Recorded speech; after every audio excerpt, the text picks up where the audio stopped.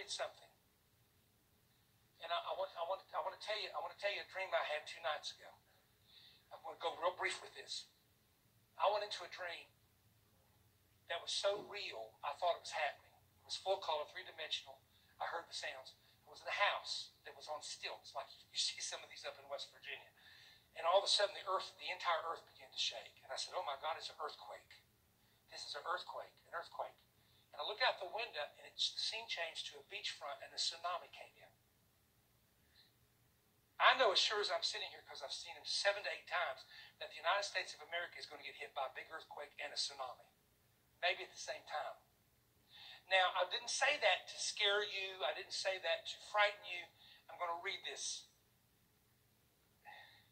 I want to be careful here with what I tell you about the introduction of this real quick. I was on the West Coast at a place for a month. And getting everything realigned physically and so many other ways. Life changes, I guess you could say. And I had a balcony that overlooked the ocean. And one night I dreamed of a tsunami hitting that area.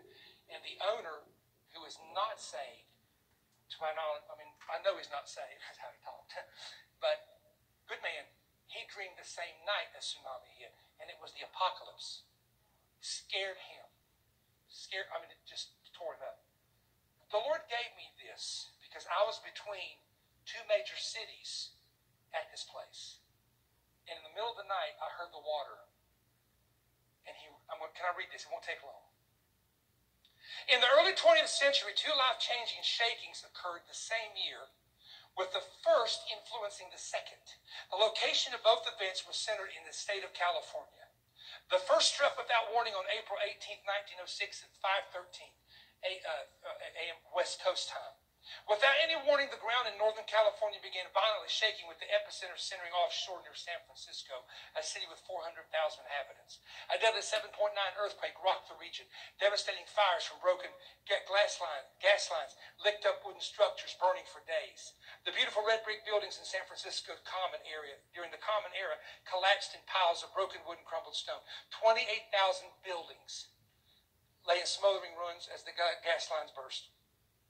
When the body count was conducted, 3,000 were dead, and over 80% of San Francisco's buildings were in danger. The quake also ruptured the San Andreas fault line from Oregon all the way to Los Angeles. Now bear with me. Watch this. Years ago, while rummaging through an antique bookstore, this is the last thing I'm sharing with you, I retrieved from a packed shelf a dusty old book that was printed in the late 1907 detailing the San Francisco quake. Included were black and white pictures capturing a tragedy that stunned and shook America's citizens and the world. Reading the book's introduction, the non-religious writer tagged the earthquake as, quote, some form of judgment from God. Secular, not Christian. In America at the turn of the century, people were more religiously inclined, biblically literate, often marking major disasters as an act of God. All right. Now here's what I want to get to. The same month and year, April 1906, going from the smoking rubble of San Francisco to the busy streets of Los Angeles, another historical shaking of a different type impacted the religious world. 9 days prior to the great San Francisco earthquake on April 9, 1906, a series of revival meetings was organized by a black minister named William J. Seymour.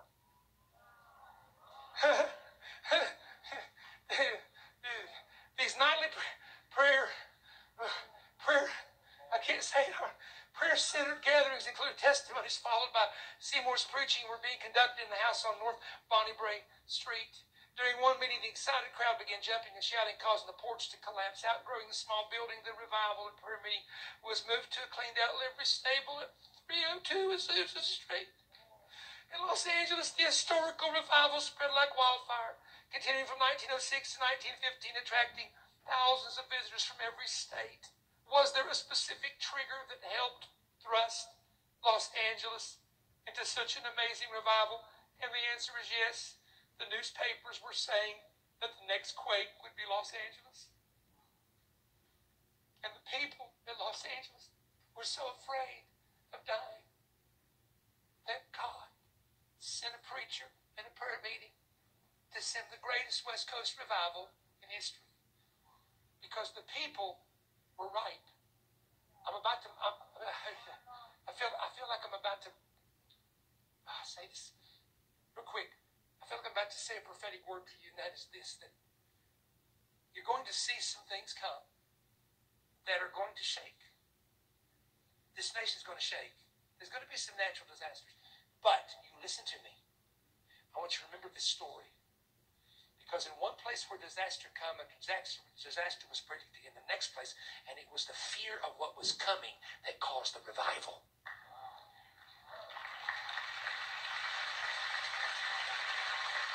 American people pay no attention till disaster comes. I'm telling you, they pay no attention till disaster hits. And when their security is about to be broken, then they turn to God. I feel like saying to you that the word for this generation is that you have come to the kingdom for such a time as this. And you are to raise up prayer teams. The word tonight is this. God wants to raise up the watchman on the wall. Because I don't say something just to say it. I fear God too much, but I heard the Lord say, it is this generation that can save the nation. If they'll pray, they'll save cities from destruction. They'll save people from destruction.